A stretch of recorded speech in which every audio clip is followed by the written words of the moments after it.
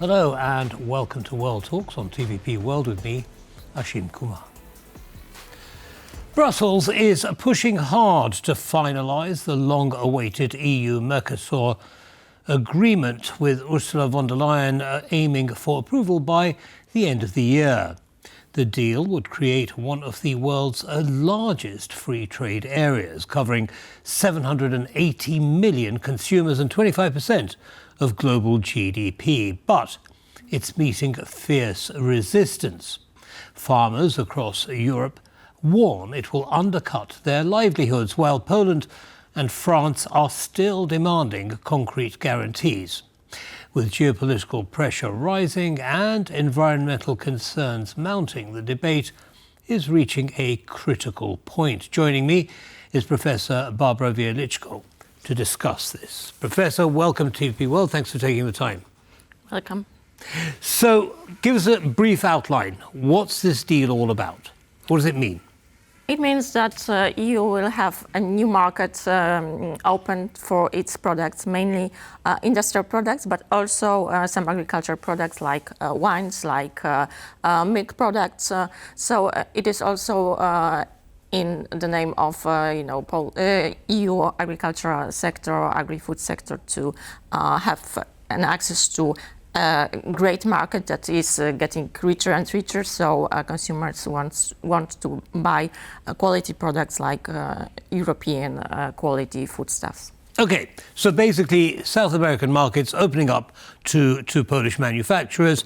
And that means, of course, because it's a free trade area, that there are no quotas, no tariffs, anything like that. Is that correct? No, it's not correct. For example, in this sensitive area of agricultural products, there are only some products that are in this agreement, and the quotas are opening in 5 or 6 years, depending on the product. So it's not that open. And for example, for wheat, durum, it's not open at all. For I want to come to the agricultural element in just one second, but I think that's a topic on its own, really, because it's different. But generally speaking, things like machinery and so on, clothes, won't be charged any tariffs for export to these countries. So, if we leave the agricultural sector out of it, it's pretty good news, isn't it, for Europe? Yes, if we also leave out the environmental issues like, Amazonian forests, then yes. Tell us about those environmental issues. Europe is famous. EU is famous for its environmental regulations. We are the leader, and other parts of the world are not that far in the environmental protection.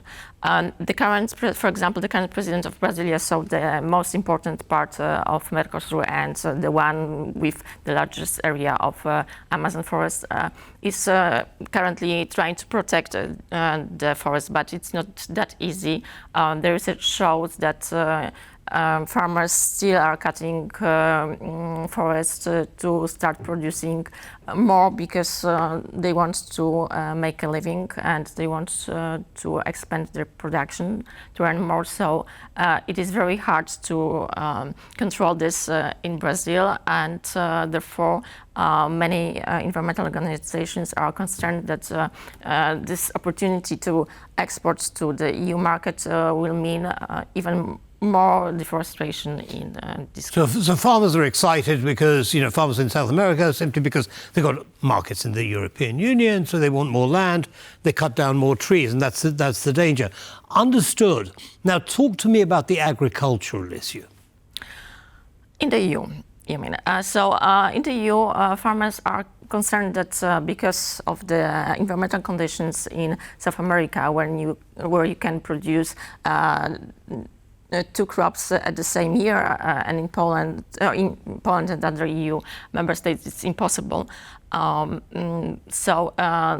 even given this fact and given the fact that the farms in South America are much bigger than in the EU, the cost effectiveness of these farms is much higher, and the labor costs, the costs of energy are lower, so they can produce much cheaper than in the EU. And this is a danger for European farmers because they can't produce at these prices. So there'll be unfair competition? Yes. Right.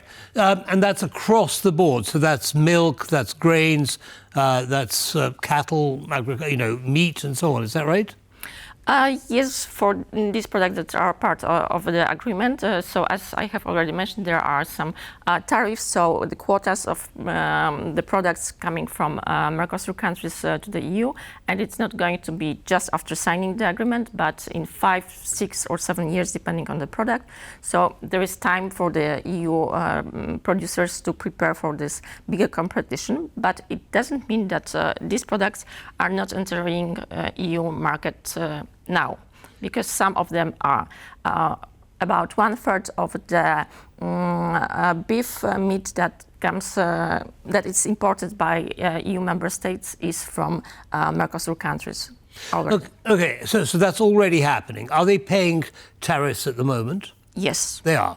Okay, so surely it's balanced out, isn't it?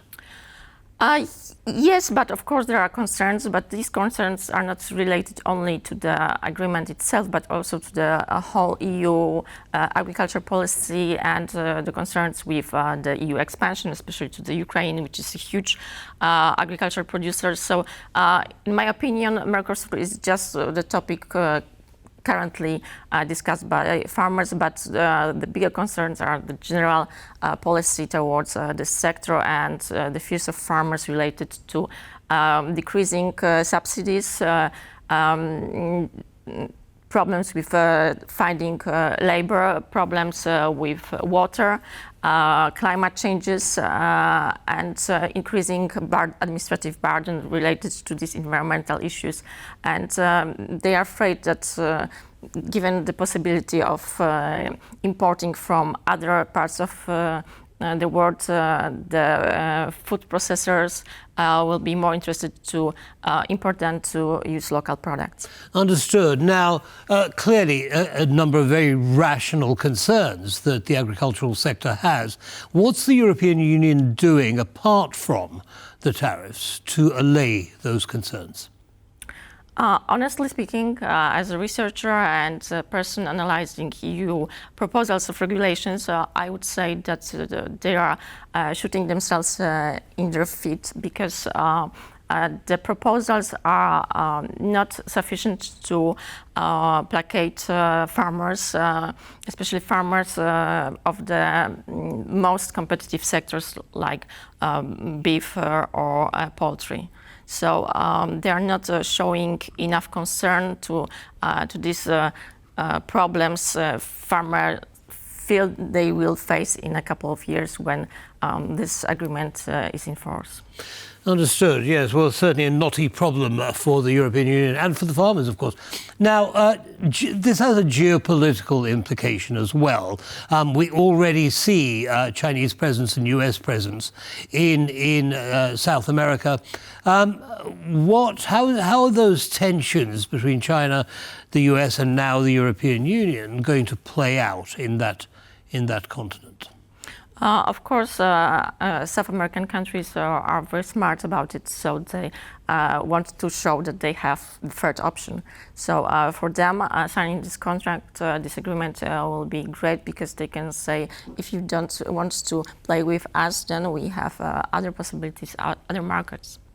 Right. I mean, although, one thinks of Venezuela, for example, and their relationship with the United States was not particularly good at the moment. So that might be an opportunity, who knows. Unfortunately, Professor, we're going to have to end it there. I would love to continue talking with you, but the clock has beaten us. Thank you very much for sharing your analysis with our audience. Thank you. Have a good evening.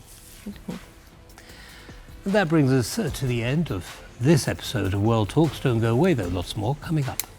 Goodbye.